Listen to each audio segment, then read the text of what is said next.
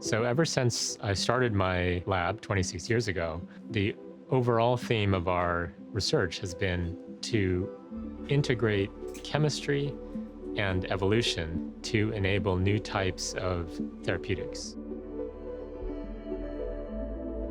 Prior to our development of base editing, all the major ways to edit the genome in cells used cutting DNA. It's literally cutting a chromosome into two pieces. Unfortunately, it's not easy to control the outcomes of what happens when you cut a chromosome. This makes chromosome cutting using nucleases to edit genes useful for disrupting genes, but much less useful for precisely correcting genes. So the problem that we chose to work on starting around 2013 was how can we develop ways to do chemistry on DNA in a living system, potentially in a human patient, which we now know is possible, so that we're changing a sequence of your choosing into a different sequence also of your choosing, rather than simply disrupting the gene, generating an uncontrolled mixture of insertions and deletions.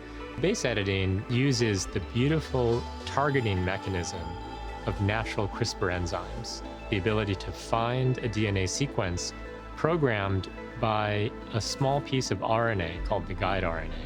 But instead of cutting the DNA like a pair of scissors, which is what naturally occurring CRISPR enzymes do, base editors use that beautiful targeting mechanism, but they don't cut the DNA double helix. Instead, they perform chemistry on an individual DNA base to transform it from one DNA letter to a different letter.